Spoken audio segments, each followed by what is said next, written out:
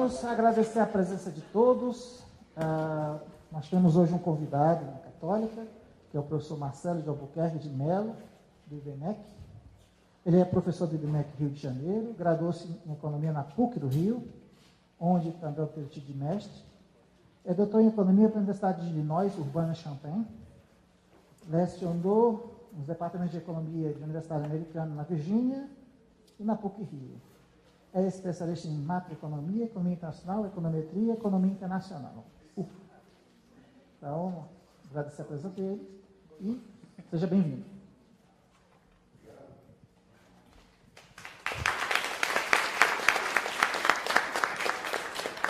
Obrigado, é um prazer estar aqui. Queria agradecer o convite do Jorge e do Lucas. Primeira vez que eu estou aqui na Católica. Bom, me pediram para falar de história da economia mundial e a ideia é falar mais ou menos 1 hora, tá? E aí depois abrir para perguntas. Se vocês quiserem me interromper no meio, podem ficar à vontade. Eu trouxe mais material do que eu acho que eu vou ter tempo de falar, mas algumas coisas eu vou pular, tá? Mas, então, fiquem à vontade para perguntar qualquer coisa. A ideia, assim, um tema tão amplo, né, quanto história econômica mundial, me fez pensar sobre de onde que eu começo, né, uma coisa tão vasta, tão ampla. Então, eu pensei em dividir a apresentação nesses tópicos aí, quer dizer, olhar para o mundo hoje e pensar assim, bom, o que é mais fundamental no mundo hoje? Depois eu vou pensar, se eu tivesse que eleger assim, o fato mais importante na história econômica mundial, né? Que fato seria esse? O que seria? Depois aí eu vou falar de algumas coisas selecionadas, né? Uma coisa que acontece no mundo, né? China. China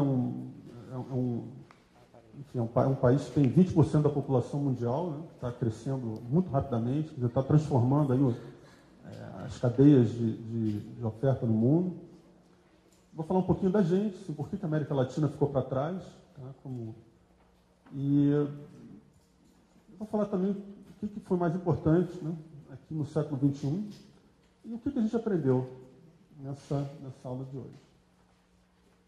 Então, essa foto aqui, essa aqui é a foto de Chicago, tá? Um dia bonito. Isso aí foi tirada de um prédio bem alto lá, o Willis Tower. Você vê a riqueza econômica dessa cidade, né? Uma arquitetura bonita, tudo novo. Isso aqui é a Cidade ao Leste, no Paraguai, na fronteira aqui. Se você for até Foz do Iguaçu, cruzar a fronteira, você vai se deparar com isso daí. Isso aqui é uma rua famosa na Califórnia, Rodeo Drive, muito rica. Cidade ao Leste, de novo, uma diferença grande. Isso aqui é um carro que custa mais ou menos $500 mil. Isso aqui é uma criança nas Filipinas. Mais uma loja de carros em Londres, muito chique. Os carros custando aí na faixa de $500 mil cada um. Isso aqui é Nicarágua, um lixão. Sri Lanka, Quênia, Brasil. O que é mais marcante no mundo, né? Me parece que é essa grande disparidade no nível de renda entre os países, né? Como é que pode um país ser tão rico, aquela afluência toda de você estar dirigindo, sentado num carro que o couro é especial, a madeira é especial, o carro custa $500 mil. $500 mil. Se você pensar bem, $500 mil, se você levar o Banco Mundial estima que cerca de $1 por dia é a linha da pobreza extrema, né? Então, $500 mil são $500 mil, são 500 mil dias eliminando aí a pobreza extrema de 500 mil pessoas, né? Por que essa disparidade de renda é tão importante, né? Porque ela implica em diferenças de bem-estar nos indivíduos, diferenças de oportunidades ao longo da vida, né? Então, assim, a primeira coisa que seria interessante a gente ver seria qual é o tamanho dessa diferença de renda, né? Quando é que começou essa disparidade no nível de renda? Porque, se você pensar bem, assim, na origem, todo mundo era igual, né? Assim, se a gente voltar no tempo, 10 mil anos atrás, né, o nível de renda das pessoas era igual. Todo mundo tinha que resolver o mesmo problema básico, que era sobreviver. Tá? E aí, ao longo do tempo, essas diferenças começaram a crescer. Por que os europeus é que vieram até aqui, América Latina e América do Norte, para colonizar e não o contrário? Por que não foram os índios brasileiros, os guaranis, os tupis, o índio americano que invadiu a Europa? Ali a gente já tinha diferença no nível de renda, né? Então, se a gente for para os dados, isso aqui aqui não dá para vocês verem, mas isso aqui é PIB per capita em dólares internacionais, ou seja, são dólares que podem ser comparados entre os países.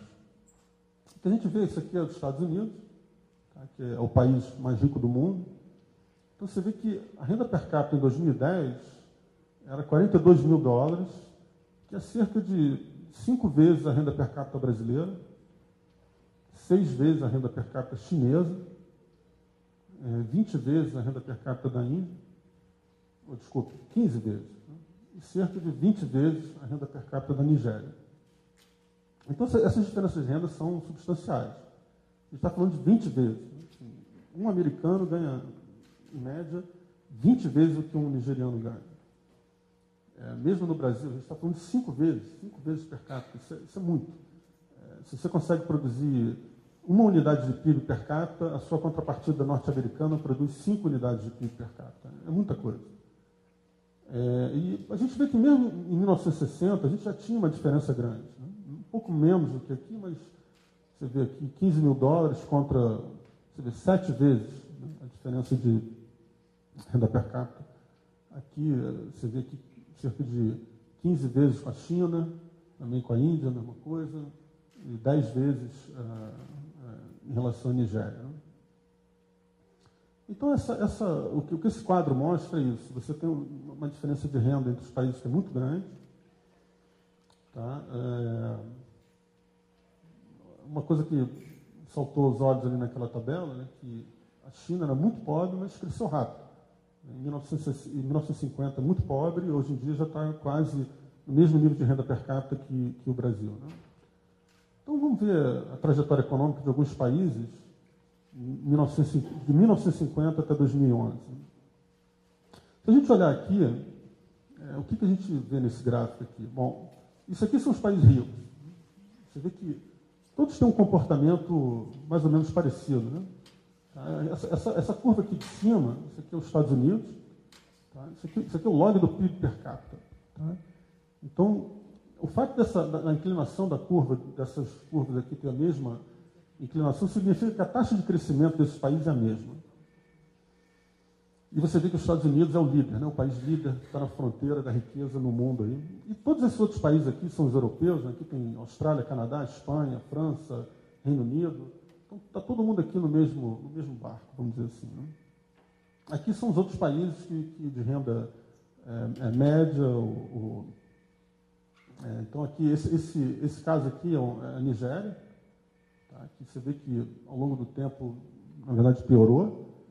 Tá? Você tem aqui o Brasil, está aqui, esse de cinza aqui, um rendimento, enfim, a gente ainda está abaixo do Chile, Argentina. Mas o que esse gráfico aqui mostra para vocês é o seguinte, assim, você tinha uma disparidade no nível de renda aqui. Tá? Se você olhar assim, essa disparidade aqui, e a disparidade entre desse grupo contra esse grupo, parece que aumentou, né? Aqui está mais amplo, e a diferença desse cara aqui para esses caras aqui, por exemplo, certamente aumentou. Né?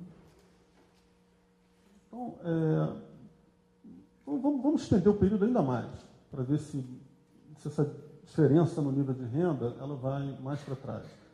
E ela já existe aqui, mesmo em 1921. Quando a gente volta mais ainda no tempo, isso aqui já é por regiões. Tá? Isso aqui, por exemplo, em azul é a Europa Ocidental. Isso aqui em vermelho inclui Estados Unidos, Canadá, Nova Zelândia e Austrália, que são os países de língua inglesa.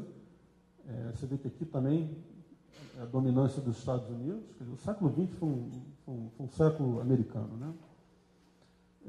Aqui são os países Rússia, Ucrânia, países da ex-União Soviética. Isso aqui é Caribe. A América Latina está aqui. Isso aqui em vermelho, né?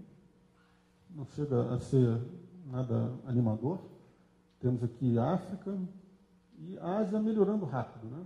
Se você olhar a inclinação aqui, também isso aqui é o log do PIB per capita, né? Então a inclinação da taxa de crescimento. Então, você vê que a Ásia aqui está melhorando bem rápido, né? Então, de novo, a gente observa aqui uma discrepância muito grande no nível de renda, né? Isso aqui é só os labels. Opa. Mas quando que começou essa diferença, né? Essa grande disparidade no nível de renda? Né? A gente tem dados de 1000, né? Pode voltar no tempo mais ainda, vamos voltar até o ano 1000. E eu escolhi aqui 2008 porque era a fonte de dados que eu tinha. Tá? Então, quando a gente plota esse gráfico, o que a gente observa é isso. Né? Era mais ou menos aquela ideia. A gente vê que, na origem, todo mundo tem que ser igual, né? Não tem jeito. Então, aqui no ano 1000, todo mundo era mais ou menos igual. Isso aqui são vários países selecionados. E aí, durante muitos anos, o que a gente observa? Que praticamente nada aconteceu. Você vê aqui, por exemplo, no ano 1000, todo mundo junto. A gente vai aqui em 1500, mais ou menos. Uma diferença muito pequena. Muito pequena. Vai continuando aqui, também a diferença pequena. E a partir daqui, por volta de 1840, 1850, aí a gente começa a observar que realmente alguns países estão levantando voo, né? Aqui eles começam um crescimento acelerado, exponencial da renda, né? E você vê que alguns países vão, outros não vão, e outros vão mais tarde. Tá? Então, assim, a velocidade com que essa mudança ocorre, né? Ela não é igual para todo mundo, mas assim, todo mundo que está aqui passou por isso. Em algum momento, todo mundo que está aqui passou por isso. Não são todos os países do mundo, mas a gente tem aí uma indicação de que alguma coisa aconteceu por volta aí de 1840, 1850. Então, né, se a gente olhar isso daqui, a gente pode até voltar para o ano 1, né? Você pode até voltar 1000 anos atrás, mas vai dar mais ou menos o mesmo. O que a gente estima, né, o que você estima é que para você sustentar a vida, tá, você tem que ter mais ou menos uma renda per capita por ano de 400, 500 dólares, que corresponde ao que o Banco Mundial, mais ou menos o que o Banco Mundial estima como sendo a linha da pobreza, né? Cerca de $1,50 por dia. Então, voltando aí mais no tempo, você vê aqui, de novo, são as regiões do mundo, você vê que, olha, no ano 1, todo mundo tinha mais ou menos o mesmo nível de renda. E olha que a gente está falando de algumas sociedades que criaram templos maravilhosos, pirâmides, monumentos que são incríveis. Tá? Isso aqui, ano 1, por exemplo, Roma, Grécia, Egito, são civilizações que fizeram enfim, templos magníficos, etc. Mas, em média, a vida era paupérrima. Você tinha ali uma elite rica que dominava uma massa de pessoas que trabalhavam para a subsistência. E era que as diferenças de renda entre os países eram praticamente nenhuma. Né? Passado 1000 anos, também absolutamente nada mudou. Mais 500 anos, você nota aqui uma diferençazinha na Europa Ocidental, mas aqui a gente está falando de Portugal, Espanha, que foram os grandes conquistadores. Né? Mas a mesma coisa, em termos o nível de renda per capita desse país não era muito maior do que em outros lugares do mundo. Mesmo se a gente adicionar aqui mais de 200 anos, 1700, aqui, a diferença de renda também nada demais. Aqui, uma diferençazinha pequena, 1820. É a partir daqui que começa realmente a grande diferença. E o que aconteceu ali? Olha aqui, de novo, assim, agora eu estou colocando esse gráfico numa lupa, né? Então, você vê de novo aqui que começa 1840, 1850. Se eu fosse um Sherlock Holmes econômico, investigando a questão, tem que ter alguma coisa acontecendo aqui que dá esse resultado, né? E o que aconteceu foi a Revolução Industrial. Tá? Foi ali que, nos livros de história, tá, muitas vezes eles colocam A Revolução Industrial a primeira Revolução Industrial foi em 1750 e a segunda foi em 1850. Tá? Mas, vamos só, antes da gente avançar, vamos só recapitular um pouquinho o que a gente já concluiu. O que a gente concluiu é que nos dias de hoje a gente observa uma grande disparidade no nível de renda per capita entre os países. Essa disparidade ela é mais forte a partir do pós-guerra. Há cerca de 300 anos atrás, o nível de renda entre os países era mais ou menos o mesmo. E com a Revolução Industrial é que esses níveis de renda entre os países eles começam a diferir consideravelmente. Tá? Não só crescer exponencialmente para alguns países individuais, mas entre os países as diferenças começam a ser enormes, porque, obviamente, alguns países estavam crescendo, enquanto que outros não. Agora, o que foi essa Revolução Industrial? Eu, pelo menos, quando lembro dos meus livros de história, eles falavam que a Revolução Industrial foi um período de grandes inovações tecnológicas. Tá? Mas, se você parar para pensar, eu mostrei dados para vocês, que até mais ou menos 1700, o nível de renda per capita era mais ou menos constante. Tá? Se o nível de renda per capita é mais ou menos constante, significa que a renda aumenta e a população aumenta na mesma proporção, né? De forma que a renda per capita fique constante. Além disso, a gente passou por grandes inovações tecnológicas até o ano de 1700. A gente já tinha navegação, bússola, a prensa já podia fazer livros, já tinha papel moeda, já tinha uma série de coisas. Tudo isso aí são grandes inovações tecnológicas. Né? Então, definir a Revolução Industrial como sendo simplesmente uma inovação tecnológica me parece que é pouco. A gente precisa de mais alguma coisa para explicar por que em determinado momento, a partir de 1850, você houve uma explosão, um crescimento exponencial na renda per capita. Né?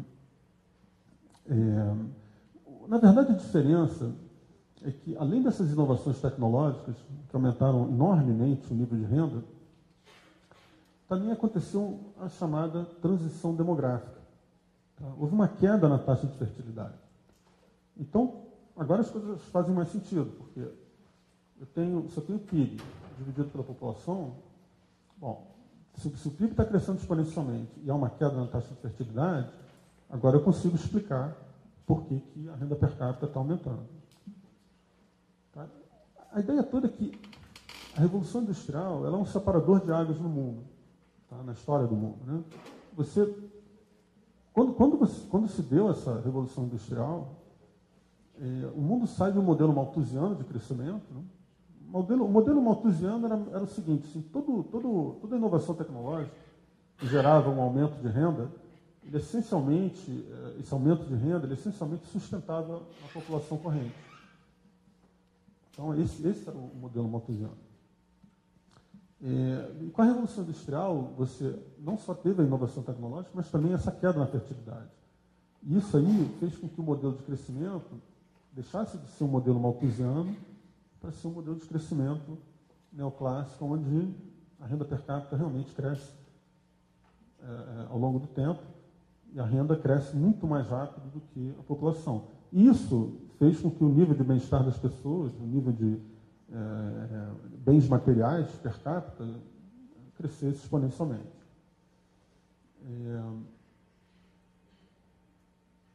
Então, essa que esse aqui que, se a gente pensar assim na história econômica do mundo, esse evento aqui que é o grande separador de águas, é isso que faz tentar entender o que aconteceu ali na Revolução Industrial.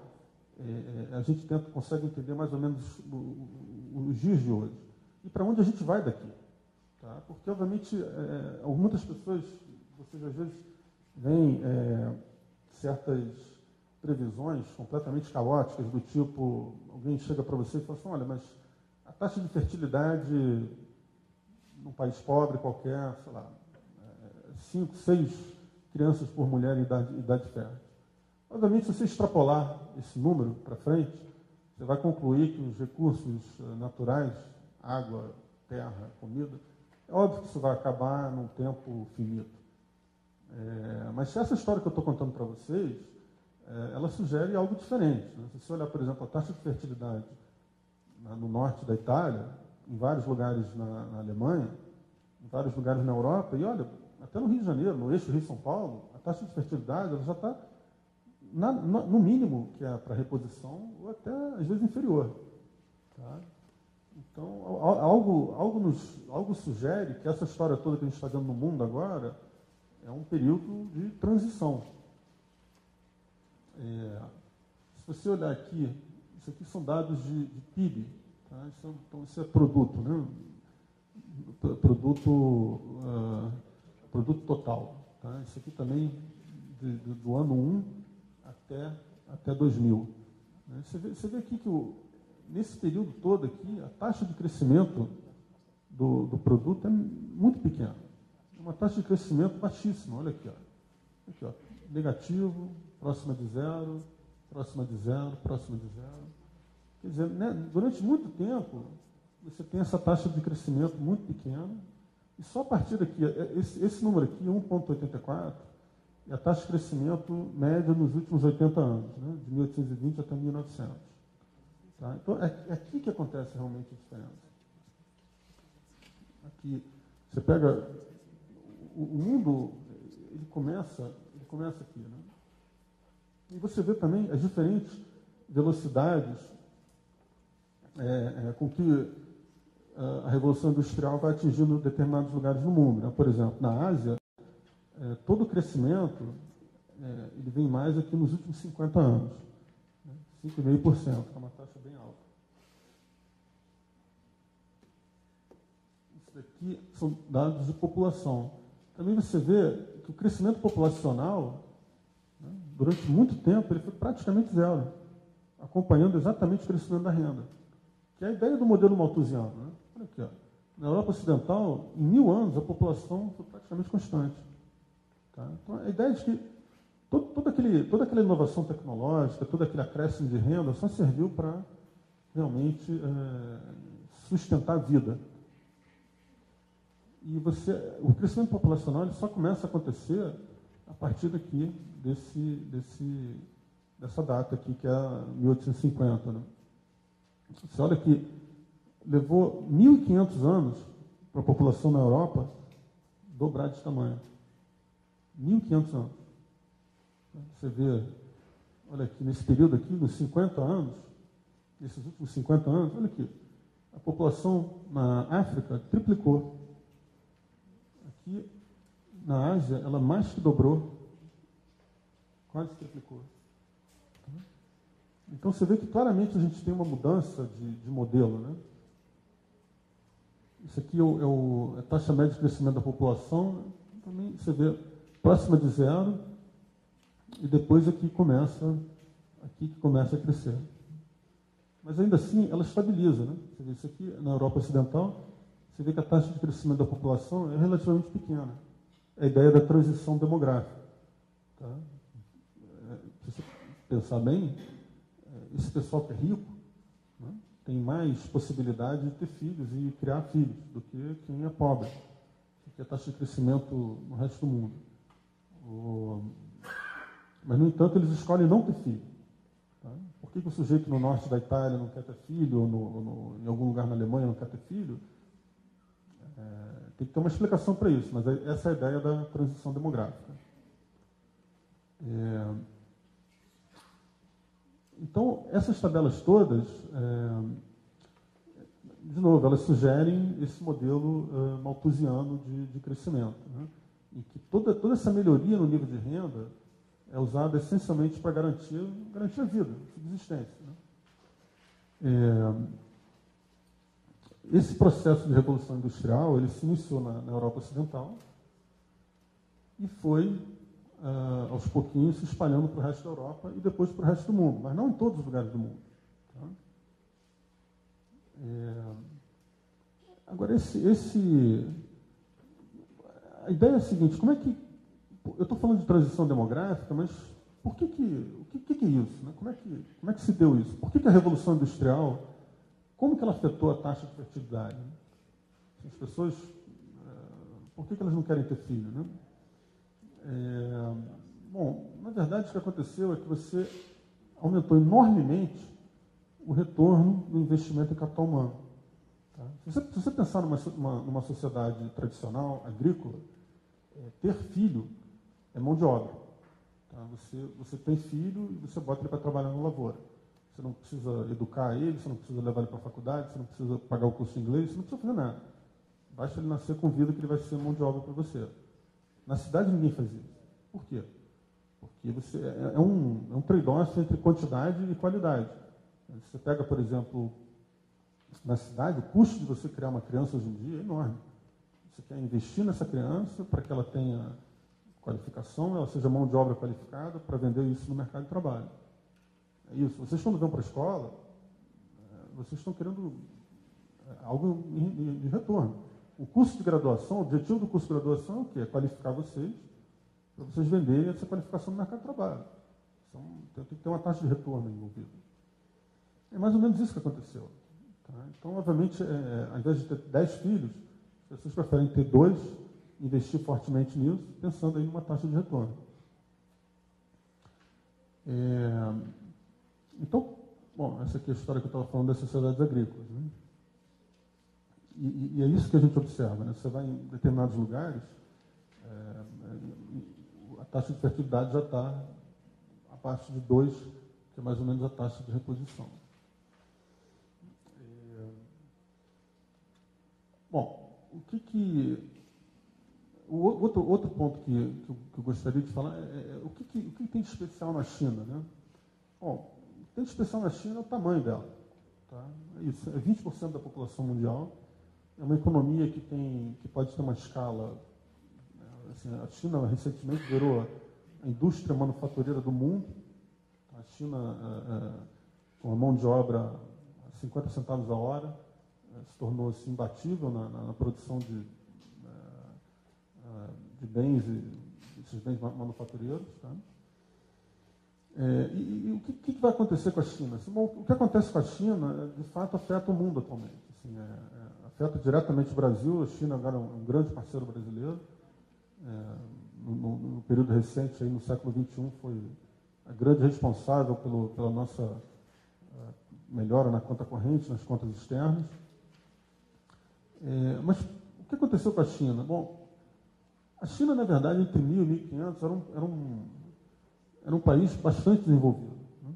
Tinham grandes navegadores, várias inovações tecnológicas que foram inventadas na China eram desconhecidas na Europa.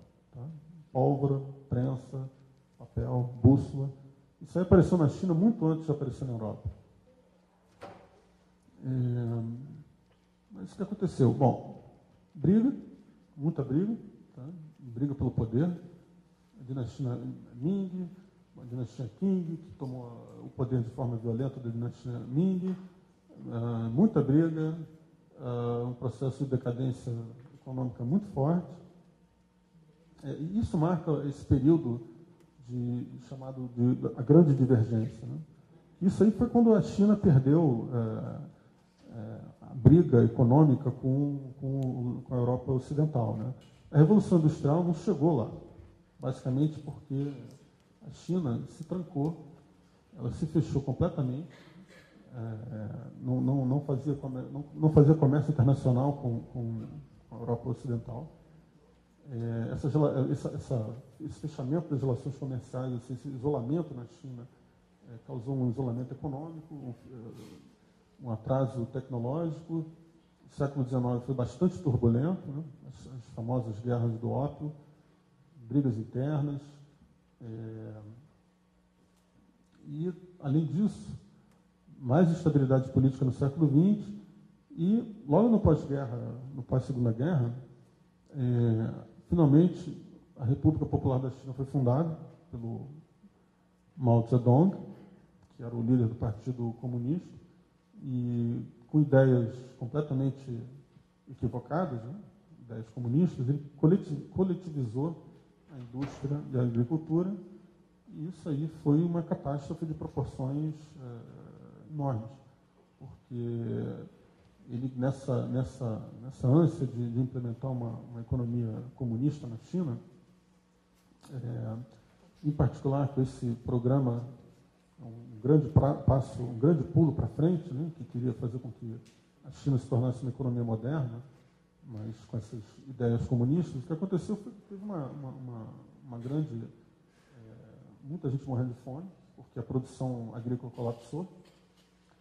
E isso tudo continuou, essa confusão toda continuou até 1978, quando finalmente entrou o Deng Xiaoping, que começou com reformas econômicas mais pragmáticas. E aí, com alguma orientação para o mercado, coisas mais práticas, e aqui que começa o grande momento da China. E você vê aqui nos dados, realmente, em 78 que começa o crescimento. Esse aqui é o PIB per capita da China. Tá? Então você vê realmente um crescimento muito acelerado. Tá?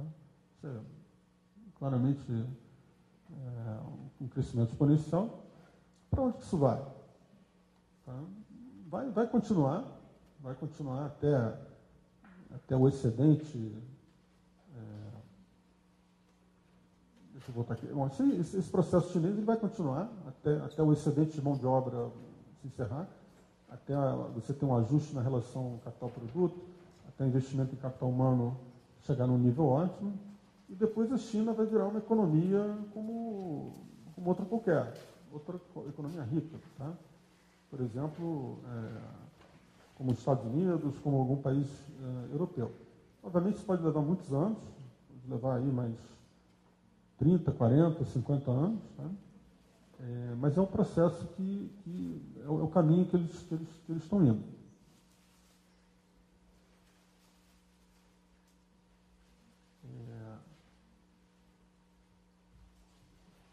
Quanto tempo eu tenho? Eu tenho mais meia hora, tá bom, meia hora. Tá. Deixa eu falar um pouquinho sobre a América Latina. Uma coisa que é interessante sobre a América Latina, a história que eu estou falando para vocês é que, assim, eu já falei implicitamente que o destino do mundo é todo mundo melhorar de vida. Todo mundo vai, assim, os países vão ficar ricos. Tá? Por que a América Latina não tem isso? Por que a gente não observa isso? Isso aqui, tudo bem, é claro que é muito enganoso você chegar e falar assim, olha, a China está crescendo a 8% ao ano, o Brasil está crescendo. O Brasil agora não está crescendo, mas eles estão em diferentes estágios de desenvolvimento. Mas o ponto é que a China agora já está chegando lá. Assim, em termos de renda per capita, já não está tão diferente do Brasil, a ponto da gente chegar e falar assim, olha, estão em estágios diferentes. Certamente, se a gente voltar aqui a tabela, a gente vai ver que em 1950 o Brasil era bem mais rico, era talvez 2 vezes mais rico que a China, em termos per capita. Mas por que a gente não precisa ser igual à China, mas poderia ser, se fosse metade já estava bom. Já estava muito bom, na verdade.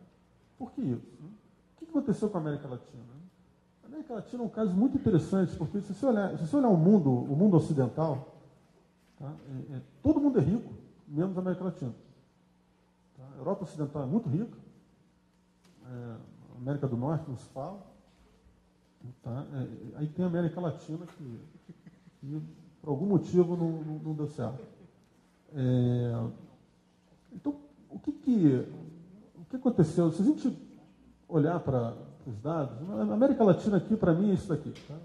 Argentina, Bolívia, Brasil, Chile, vou incluir o México.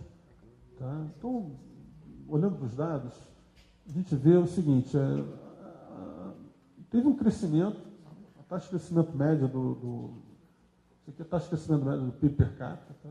A gente vê que em 1950 os países eram mais ou menos pobres. E eles cresceram, mas não cresceram nada tão diferente de um país como os Estados Unidos, por exemplo. Só que a gente tem que levar em conta o seguinte, os Estados Unidos ele já era rico em 1950. Então, assim, a ideia é que o país rico deveria crescer uma taxa menor, né? Porque ele já é rico, e o crescimento de um país rico, o país rico ele cresce empurrando a fronteira da inovação, da tecnologia. Né? Então, esse crescimento é mais lento. Você está inventando Google, Apple, você está inventando as coisas. Você não está copiando as coisas. É muito diferente de você, quando você está num estágio como a China, por exemplo. A China não precisa inventar muita coisa, basta copiar o que quem fez certo. Tá? O mesmo vale para o Brasil, na verdade. Bom, a gente vê que o crescimento da América Latina não foi nada muito diferente do que foi os Estados Unidos. E isso já é um certo... já desaponta. Se você olhar aqui, isso aqui é o PIB per capita relativo aos Estados Unidos, tá? Em termos relativos. Isso aqui significa o seguinte: em 1950, um trabalhador norte-americano ele era 10 vezes mais produtivo que um trabalhador brasileiro. Tá? Hoje ele é 5 vezes mais produtivo, mais rico. Tá? Então, se você olhar assim, em termos de fechar esse ato entre o Brasil e os Estados Unidos, por exemplo, esse fechamento está muito lento. A gente levou 60 anos para andar 10 pontos percentuais. Muito pouco mesmo. Na mesma época, a gente vai ver aqui nessa tabela, aqui, outros países, como Coreia do Sul, por exemplo. A Coreia do Sul tinha metade da renda per capita do Brasil. Hoje, olha aqui, tem uma renda per capita que é cerca de 2 vezes a nossa renda per capita. Tá? Esses outros países aqui, eles são mais ou menos parecidos com a América Latina, né? Por exemplo, Portugal e Espanha. São nossos irmãos, né? Falam uma língua parecida, mesma coisa com a Itália, e exibiram taxas de crescimento médio muito melhores, né? Muito mais altas. Né? China aqui, uma taxa de crescimento também alta. Índia nem tanto. Mas esses outros países aqui, tudo bem, você pode falar assim, não, a Irlanda é pequena, a Irlanda tem 4 milhões de habitantes. É um país pequeno. Coreia do Sul nem tanto. Hong Kong, Singapura, são cidades-estados. Né? Então, também é diferente. Mas, de qualquer forma, são taxas de crescimento que são de dar inveja. Né? E o que isso aqui mostra aqui, olha o que aconteceu com a Coreia do Sul, por exemplo. Em 1950, ela tinha 7%, o nível de renda per capita na Coreia do Sul era 7% do nível de renda dos Estados Unidos. 60 anos depois, já é 64%, 2/3. Quer dizer, já é um país rico. A Coreia do Sul, hoje, ela produz produtos de alta qualidade, né? Samsung, carros de alta qualidade, fez um alto investimento em capital humano.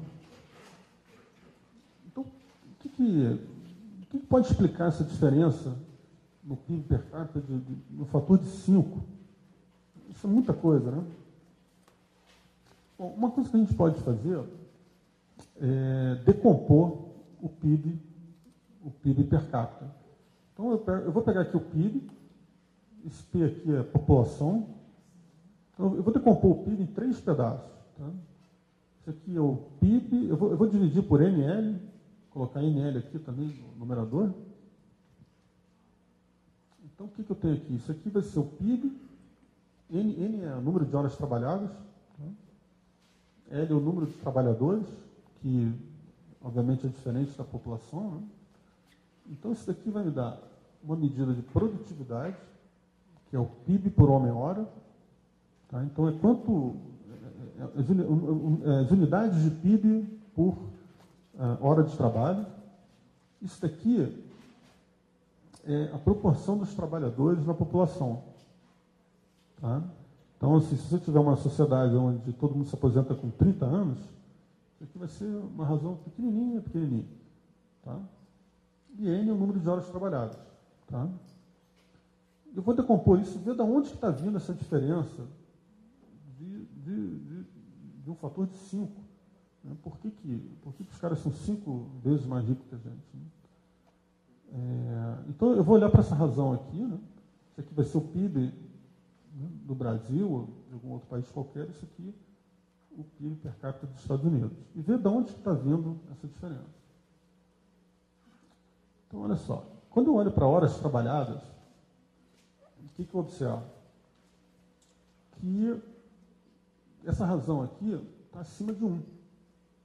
Tá? Então, quando eu coloco as horas trabalhadas relativas aos Estados Unidos, a gente vê que a gente trabalha mais que eles, em termos de horas. O trabalhador brasileiro trabalha mais. Faz sentido, porque, se você pensar bem, o lazer é um bem. O lazer está na função de utilidade da gente. Então, quem é mais rico, compra mais lazer. Tá? Então, faz sentido isso. E quem é pobre tem que trabalhar mais. Para render mais, porque é menos produtivo, então tem que trabalhar mais horas. Então, isso daqui sugere que, se a gente trabalha mais que eles, essa diferença do fator de 5 não pode estar vindo daqui. Tem que estar vindo de algum outro lugar, porque a gente trabalha mais que eles. Vamos, então, riscar da nossa equação essas horas trabalhadas. Vamos olhar para diferenças.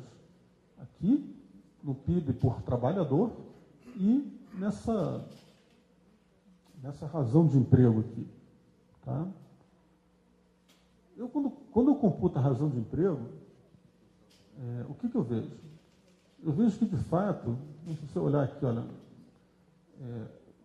essa movimentação toda, né? Toda essa evolução aqui, no Brasil, nesses outros países aqui, Argentina, Colômbia, México, Peru, você olha esse período aqui, o que esse gráfico me diz? Ele me diz que é mais ou menos constante e aqui está subindo. Ou seja, a força de trabalho ela está aumentando nesses países. Isso que está acontecendo aqui é o chamado bônus demográfico. Tá? Vocês provavelmente já ouviram falar nessa expressão do bônus demográfico. Tá? O que é isso? Isso aí, todos esses países aqui são países jovens. Então, esses países jovens que têm uma porcentagem de crianças de 0 a 14 anos muito grande, ao longo do tempo, essas crianças elas entram em idade produtiva. Né? Elas vão ficar entre 15 e 64 anos. E, obviamente, isso aí é isso aqui. É isso que está acontecendo. É o bônus demográfico. Tá? Então, nesse período aqui, isso aqui está crescente, isso aqui é mais ou menos constante. Esse fator também não pode explicar as diferenças de renda entre esses países e os Estados Unidos. Tá? Teria que ser alguma coisa assim, decrescente ao longo do tempo. A única coisa que sobrou é o PIB por trabalhador. E é isso que eu vou calcular. Quando eu olho para o PIB por trabalhador, relativo aos Estados Unidos, olha o que eu obtenho. Mesmo número do que o PIB per capita. E isso vale para praticamente todos os outros países. Ou seja, o que está explicando um PIB per capita baixo é o PIB por trabalhador baixo. Ou seja, o trabalhador brasileiro não é produtivo. Se a gente fizer aqui, se você olhar aqui todos esses números, olha aqui, ó, no Brasil, o trabalhador norte-americano ele era 10 vezes mais produtivo do que o brasileiro em 1950 e agora, em 2011, era 5 vezes mais produtivo. Exatamente como na renda per capita. Então, a questão, se eu quero entender essas diferenças de renda per capita entre o Brasil e os Estados Unidos, e entre países da América Latina em geral, eu vou ter que olhar para essas diferenças no PIB por trabalhador. E como é que a gente faz isso? A gente pega uma função de produção, todo mundo sabe que é uma função de produção, né? Então, a gente pega aqui essa função de produção, eu vou nos dados, eu vou computar, quer dizer, eu consigo obter o PIB, eu consigo calcular o capital, a mão de obra, e eu vou calcular esse fator A aqui como um resíduo. Tá? Esse fator A aí é o que eu vou chamar de produtividade total dos fatores, tá? Ou PTF. Tá? Quando eu faço isso aqui é só uma conta para descobrir o A, tá? Isso aqui a gente não precisa falar disso, eu posso passar, mas essencialmente, deixa eu só colocar aqui, me perdi aqui. Não, aqui. Essencialmente, as diferenças no PIB por trabalhador, elas vão depender das diferenças nessa razão aqui, que é essa relação capital-produto, é uma medida da quantidade de insumos que eu tenho, quantidade de capital que eu tenho. Por exemplo, máquinas e equipamentos, infraestrutura de um país, tudo isso aqui vai entrar aqui. E aqui são diferenças nesse fator de produtividade, essa produtividade total dos fatores. Quando a gente calcula a relação capital-produto, o que a gente observa é que, em média, nos países da América Latina, ela não é muito diferente da produtividade, da relação capital-produto nos Estados Unidos. Os números são muito parecidos. Então, se tem diferença de produto por trabalhador, só pode ser devido à PTF. Tá? Aí eu calculo a PTF e realmente... Eu calculo a PTF e... bom, antes de eu mostrar para vocês a estimativa da PTF, deixa eu só tentar entender o que é essa PTF. Né? Essa PTF ela é tida como o nível da tecnologia. Tá? Então, é mais ou menos o seguinte. Você imagina o Brasil, a gente coloca num lado capital, trabalho, do outro lado a gente tira unidades de PIB. Tá?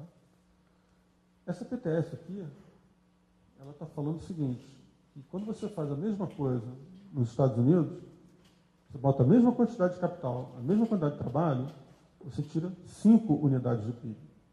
É isso que ela está falando. Então, o que caracteriza uma economia com uma PTF alta? Bom, ambiente de negócio eficiente, favorável ao negócio, estrutura de mercado competitivo, né, ao contrário de uma estrutura oligopolizada, com muitos monopólios, um governo eficiente, com uma carga tributária baixa, uma legislação trabalhista eficiente, barreiras tarifárias baixas, abertura comercial e privatização, quebra de monopólios, etc, etc. Tá? Todos os países do mundo que têm PTF alta, onde os trabalhadores são muito produtivos, têm essas características. Vamos analisar, então, a PTF desses países, né? Brasil, Bolívia, Chile, México, Venezuela. E você vê que todos esses países aqui têm uma característica. Né? A PTF é decrescente ao longo do tempo. Tá? Então, se você fizer um estudo mais, se a gente tivesse um pouco mais de tempo aqui, é muito interessante você olhar, por exemplo, o caso da Venezuela. Na Venezuela você tem uma indústria... a Venezuela é o 5º produtor mundial de petróleo, né? E eles têm uma firma chamada PDVSA, que é muito grande. É a Petrobras deles.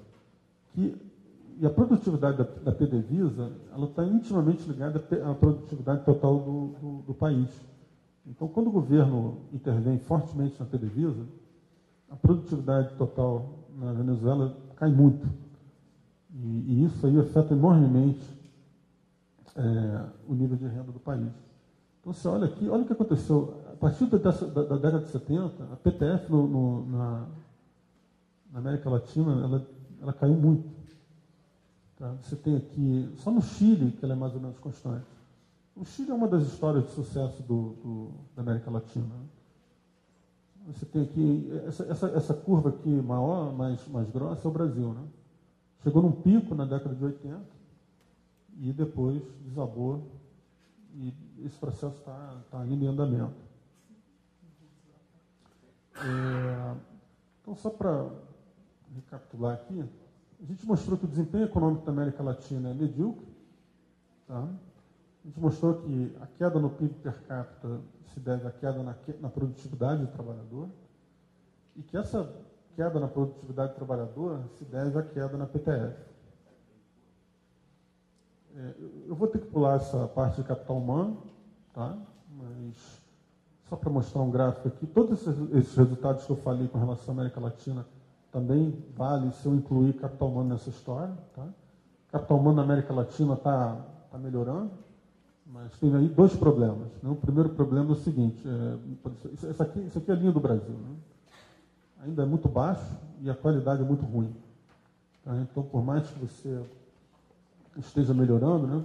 Só para você comparar, isso aqui é Brasil, olha aqui a China onde é que está. A China já está muito acima, né? Então, isso aqui, então, por que a PTF na América Latina caiu? Bom, aí é uma história que a gente já sabe, né? Que é basicamente isso. Você tem todo tipo de barreira à competição, você tem um fechamento ao comércio internacional, você tem empresas públicas ineficientes, né? Vocês lembram na eleição passada, né, em 2010, né, essa coisa da privatização era uma questão, acho que foi em 2006 talvez tenha, em 2010 certamente também veio à tona, né, como se privatização fosse uma coisa, assim, você olha uma campanha presidencial nos Estados Unidos, um tema como privatização nunca vem à tona, nunca, não se debate mais isso lá. O sujeito vai debater aborto, sei lá, casamento gay, o que seja, mas isso não se discute mais. Vocês são jovens, eu não lembro, acho que, por exemplo, antigamente, quando você tinha Telebrás, aquelas coisas, um sinal de riqueza no Brasil era ter 2 telefones em casa, telefone de linha fixo, né? Isso aí para vocês terem uma ideia, vocês não lembram disso, mas vocês não eram nascidos nessa época, mas você declarava no imposto de renda como um bem a sua linha telefônica. E eu me lembro nitidamente disso quando era criança, quando alguém chegava, perguntava o telefone, qual é o seu telefone? Eu falei, então, tem esse telefone e esse aqui. Aí o sujeito falou, nossa, ele tem 2 linhas de telefone, ele é muito rico. É isso. Vocês também, se vocês voltar no tempo, todo mundo aqui, imagino que talvez a maioria tenha cartão de crédito. Esse cartão de crédito que vocês carregam, ele provavelmente vale em qualquer lugar no mundo. Antigamente não era assim. Antigamente o brasileiro, o brasileiro não viajava antigamente, mas quando ele viajava, o cartão de crédito estava escrito assim, valid only in Brazil. Então, assim, você tinha que viajar com dinheiro na mão. Isso é regulação, é falta de competição. Então, como é que, se tivesse que ter uma agenda do crescimento, porque, olha só, a gente falou que a Revolução Industrial ela vai se espalhar pelo mundo, ela ainda está se espalhando. Tem lugares no mundo onde que ainda são paupérrimos, mas que vão. E como é que você faz, né? Como é que você faz isso chegar no mundo? Bom, você tem que reformar. Você tem que reformar, você tem que quebrar monopólios, você tem que investir em capital humano de qualidade, você tem que investimento em infraestrutura, redução de burocracia, práticas de mercado, etc, etc. Se você fizer isso, não tem jeito, vai crescer. Isso é certo. Basta você olhar para a história do mundo, olha para trás e ver quem é que deu certo. Quem deu certo fez isso. Então, assim, a gente, não só a América Latina, bom, alguns países da América Latina estão no caminho, se olhar hoje em dia, Chile, Peru, Colômbia, eles estão numa trajetória muito boa. Né? Se você olhar outros, por exemplo, Venezuela, Argentina, são casos inacreditáveis são desastres econômicos. Né? O Brasil vai para um lado, vai para o outro. Né? O Brasil é uma coisa de... como dizem por aí, o Brasil não quebra. Né? O Brasil fica... aquele João Bobo, você bate, ele vai para um lado, vai para o outro, fica ali andando de lado. Bom, só para encerrar aqui, deixa eu só falar um pouquinho o que foi importante até agora e o que vai vir depois. O século XXI começou com os ataques nas Torres Gêmeas, de 11 de setembro. Né? Em seguida veio a crise do subprime, e logo depois, e também a gente teve a emergência da China e da Índia. Isso aí, um dos fatores que reduz fortemente a pobreza no mundo são exatamente a emergência da China e da Índia. Né? E desses 3 eventos, eu acho que os 2 mais importantes, pelo menos do ponto de vista econômico, né, claramente são a crise do subprime e a emergência da China. Né? Essa crise do subprime ela é uma crise de proporções históricas. Então, ela só pode ser comparada com a crise da Grande Depressão, né, que foi 80 anos atrás. Isso aqui mudou bastante a política econômica no mundo, né? Toda vez que você tem uma crise de magnitude global como essa, né, você muda radicalmente a política econômica, a sua visão de mundo, né? Então, se você olhar como é que a crise mudou a visão de mundo, ela acabou resultando numa maior intervenção do governo na economia, até no berço do capitalismo, que é os Estados Unidos. Tá? Então, de fato, assim, os Estados Unidos ele tá num processo lento de europenização. O governo está cada vez mais regulando mais a atividade econômica, criando uma rede de benefícios mais confortável, o desemprego está cada vez mais resistente. Isso aí, o que vai acontecer com isso é que a economia americana vai perder dinamismo. O dinamismo econômico vai... É claro que essas coisas, assim, isso é a foto. Assim, é óbvio que isso pode mudar. E na economia americana, ela é caracterizada por esse dinamismo. Né? Isso aí está no sangue do americano. Assim, qualquer pessoa que visita os Estados Unidos e depois vai visitar a Europa, a diferença em termos de dinamismo econômico é gritante.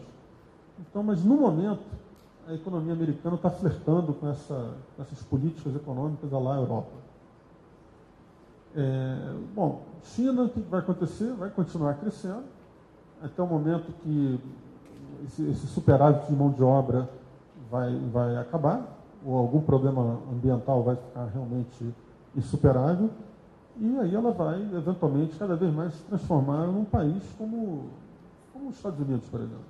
E aí vai ter que crescer a taxas 2%, 3%, como os Estados Unidos crescem. Vai ter que crescer expandindo a fronteira tecnológica, investindo em pesquisa, em desenvolvimento, investindo em capital humano, inventando novos produtos, novas tecnologias.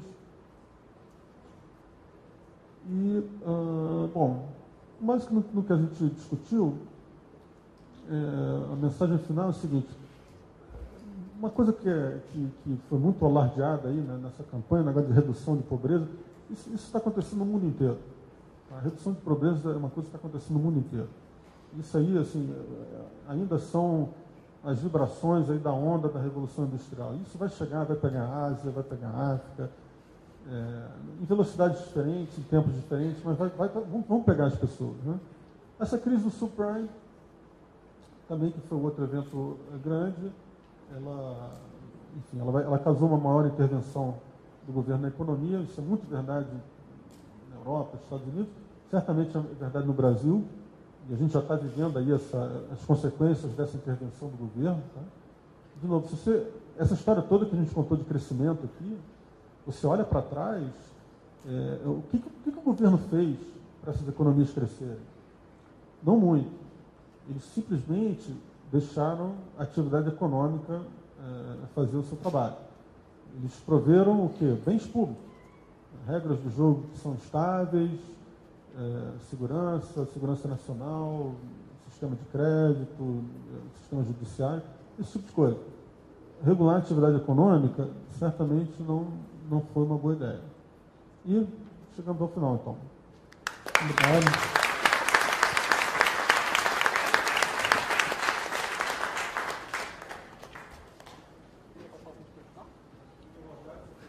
Alguém quer fazer uma colocação? Maluco.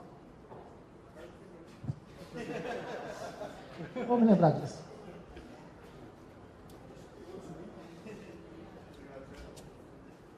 Bom, eu queria fazer uma pergunta sobre assim, você falou sobre a ascensão da China, né? E sobre essa crise do subprime americano. Foram dois eventos que marcaram. E muita gente atribui esse boom da China justamente à forte intervenção do Estado chinês na economia. E muita gente atribui a crise americana, a crise do subprime, à falta de regulação do governo americano, entendeu? Falam que é uma crise do capitalismo. Então, assim, como é que você vê esses dois argumentos? Excelente pergunta. Olha só, no caso da China, é fato que, realmente, a China existe uma evidência de que, se você tiver um planejador central, tá, o planejador central, a taxa de crescimento das economias, ela acaba sendo mais acelerada.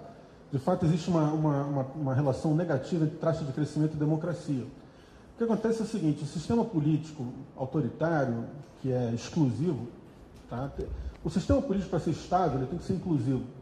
Tá? Então, assim, um dos problemas da China, se você comparar China e Índia, a Índia cresce a metade do que a China cresce. Só que a Índia é uma democracia. Não é uma democracia perfeita, mas ela tem ali instituições mais democráticas do que a China. Então, assim, esse sistema político da China vai ter que mudar. Isso aí não tem jeito, tá? Assim, isso é uma coisa instável. Agora, para efeito de crescimento, eles podem crescer durante muito tempo, assim. A União Soviética, que era um sistema também de planejador central, um sistema totalitário, ela cresceu rápido durante muito tempo até colapsar. Ela colapsou em 1990. Tá? De fato, houve uma falta de regulação a partir do momento que o governo americano não começou a regular o tipo de hipoteca.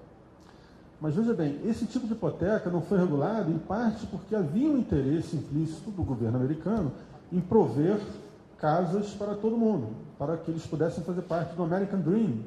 Mas isso é um viés político muito perigoso. Tá? Se você olhar, por exemplo, no centro da economia americana, a economia americana é riquíssima, mas tem bolsões de pobreza. Tá? Então, o que acontece? Esses bolsões de pobreza, eles estão muito associados à educação. Assim, as pessoas pobres lá, elas não têm educação. E um adulto, você olha a taxa de retorno no investimento em capital humano, numa criança a taxa de retorno é altíssima, num jovem é alta, num adulto é baixíssima. Então, se você pega um sujeito com 30, 40 anos de idade, que não tem educação formal, que não tem capital humano, a taxa de retorno do investimento em capital humano desse sujeito é muito baixa, não vale a pena. Você até poderia fazer isso por uma questão humanitária, mas como é que você resolve esse problema? Assim, o sujeito é pobre, não tem capital humano, o que eu vou fazer por ele? Eu vou dar crédito para ele. Essa é a cabeça do político. Eu vou dar crédito. Por quê? Porque pelo menos durante o meu mandato, esse cara vai participar do American Dream. Ele vai participar. Por quê? Porque ele vai comprar um carro, ele vai comprar uma casa. Então, assim, havia esse estímulo por parte do governo de realmente prover crédito para quem não tem crédito. Até o nome subprime é uma coisa que não é. O que é subprime? Subprime. Antes, o crédito era dado para quem era prime, para quem era o sujeito que podia tomar crédito. Agora, a partir do momento que você está, de forma consciente, dando crédito para pessoas que não podem tomar crédito, é óbvio que vai ter uma crise. Não tenha dúvida, isso aí é crise. Então, assim, a crise do subprime, eu vejo assim, tentáculos do governo em todos os lugares. Tá? E assim, o setor privado se aproveitou. Agora, se aproveitou por quê? Fannie Mae e Freddie Mac deixaram espaço para eles. Em 2002, quando você teve os escândalos de contabilidade na Fannie Mae e Freddie Mac, o setor privado, o pessoal de Wall Street falou assim, peraí, eu também quero. Olha o que vocês estão fazendo aí. Vocês estão fazendo errado? A gente vai fazer certo, pelo menos, entre aspas. Deu no que deu. Mas que foi uma falência. Olha para a história, para essa história que a gente contou aí de 200, 300 anos. Quem é que deu certo? Quem regulou? Quem interviu fortemente na atividade econômica? Não. Foi quem deixou a atividade econômica ter espaço para... veja bem, o governo sempre tem o seu papel. E na crise do subprime, o governo americano falhou. Mas essa coisa de regular... assim, esse modelo chinês, por exemplo, não tem como... O modelo político não tem como durar.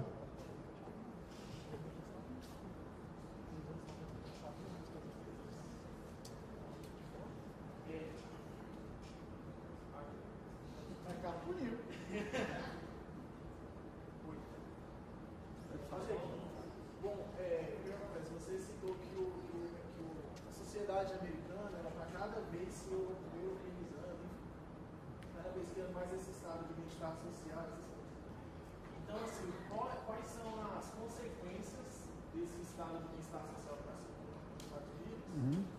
Para a gente, por exemplo, você acha que o fato dos Estados Unidos cada vez estar se tornando esse tipo de sociedade, perdendo dinamismo, tem consequências para o resto do mundo? Esse tipo de coisa? De certa forma, sim, porque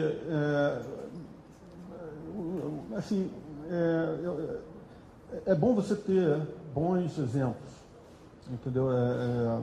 Então, assim, se os Estados Unidos continuassem com aquele aquele dinamismo de mercado, aquela coisa toda, seria um bom exemplo para a gente, tá? Porque assim, se você olhar essa coisa da Europa versus Estados Unidos, tem uma coisa que eu acho bem preocupante, que é o seguinte, assim, se você olha o americano, ele sempre teve uma preocupação em dar condições iguais na largada, tá? Então, a igualdade de oportunidade na largada, quando você começa a sua vida. E o europeu, ele tem uma mente que é mais assim, olha, tem que ser uma igualdade no fim da corrida, entendeu? Então, isso é muito preocupante, porque você quando pensa nessa coisa de todo mundo tem que ser igual no final da corrida, a gente está falando de redistribuir a riqueza na economia, tá? E isso é muito perigoso. Essas políticas de redistributivas, elas são muito perigosas, porque isso aí altera todos os incentivos entre os indivíduos, incentivos a trabalhar, a poupar, a engajar em atividade empreendedora. Então assim, eu preferi os Estados Unidos na época do dinamismo deles. Oi? Porque para prover o bom exemplo, porque assim, o Brasil ele está num estágio que a gente não precisa inventar nada, tá? Não precisa inventar nada, basta fazer como é bem feito lá fora, acabou. A gente só precisa inventar o dia que a gente tiver 40, 50 mil dólares de renda per capita, mas a gente está com 10, então a situação é fácil, de certa forma. Basta copiar o que é feito, bem feito no mundo, só isso.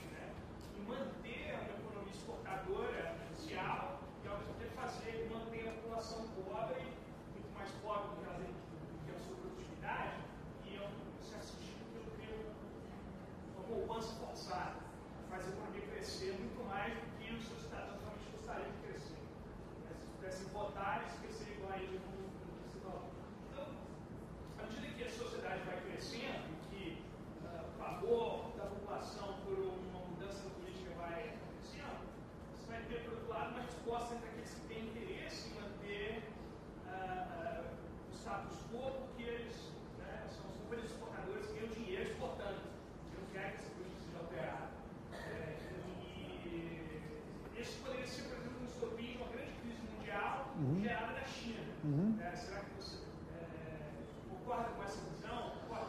Claro, isso aí você tem precedentes históricos, né, de grupos de interesse ricos, bem organizados, que fazem com que o sucesso do país se torne um fracasso. Né?